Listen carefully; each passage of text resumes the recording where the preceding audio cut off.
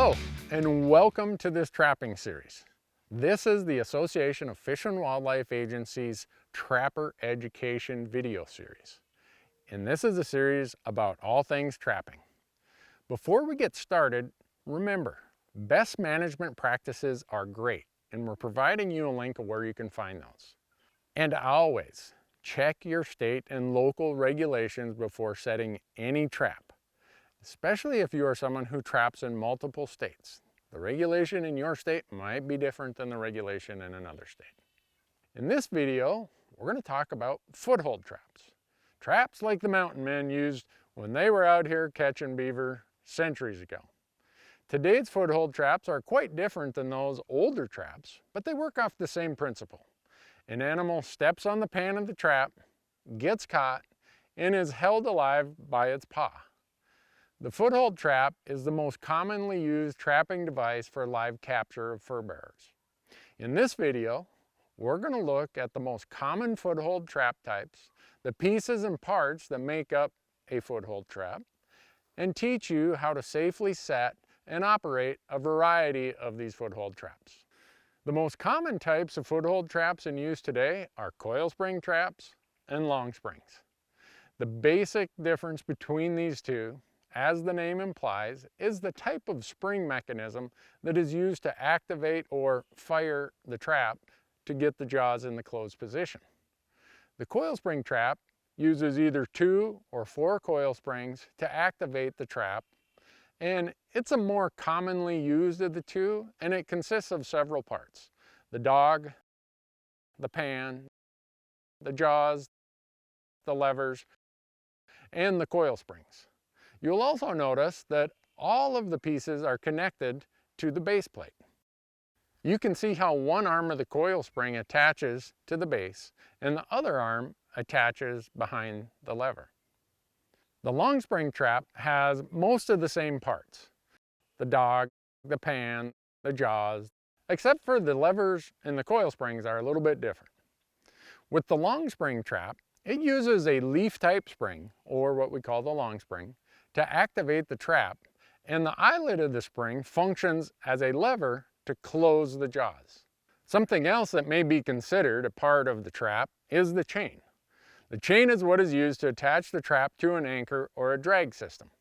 When a foothold trap is being used on land, it should always have swivels incorporated.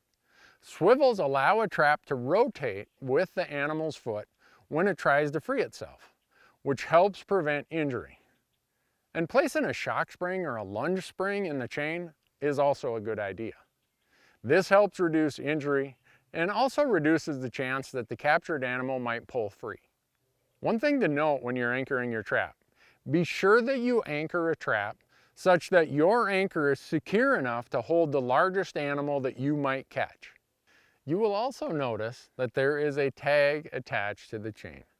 Most state agencies require the identification of the trapper to be printed on a tag, and that tag is then attached to the trap and chain. That may be your license number, it might be your name or your address, but what you need to do is make sure that you check with your state agency and check those regulations, because what they require you to put on the tag varies from state to state. In some coil spring traps, the lever is simply an extension of the spring. So not all trap levers look the same. So now that I've explained the different types of traps, let's see how to set these different types of traps. To set the coil spring trap, the first thing you do is you place the trap on a firm surface, maybe your knee or the ground, and you depress the levers to compress the coil springs, bring the dog over the jaws, and insert it into the pan notch. All the time, keep your fingers underneath the loose jaw of the trap and raise the pan from the bottom so to ensure a firm latch of the dog. Next, make sure that the pan is level by holding the trap by the base, reaching under the loose jaw and raising or lowering it. Be sure not to lower it too much or the trap will fire. For a long spring trap, follow the same procedure, except that instead of depressing the levers, you depress the spring directly. Some traps are dogless traps. This is considered a dogless trap because there's no dog right there. For larger, more powerful coil spring or long spring traps, you might want to think about using a setter. It's a device that helps you compress the springs. This will make setting the trap easier and safer. There are also a few specialty types of foothold traps. There are guarded foothold traps, which are specifically designed to capture muskrats. There are enclosed foothold traps, sometimes referred to as dog-proof traps or foot encapsulating traps. And these are specifically designed to capture raccoons. And we'll have a whole nother video on these dog-proof traps in this series. You'll want to go and check that out. Foothold traps are set on land and are typically designed for live animal capture. And the great thing about a foothold trap is that in addition to catching your target animal, if by some strange event you do catch a non-target animal, say a raccoon in your coyote set, and you want to release that raccoon alive, it can be easily done with the help of a catch pole. Foothold traps can be used for many species and in many types of sets. And we'll talk about every one of those possibilities in these upcoming videos. Remember, the parts of a foothold trap: the dog, the pan, the jaws, the levers, and the springs, and then the chain, which contains swivels, maybe a shock spring, and a trap tag.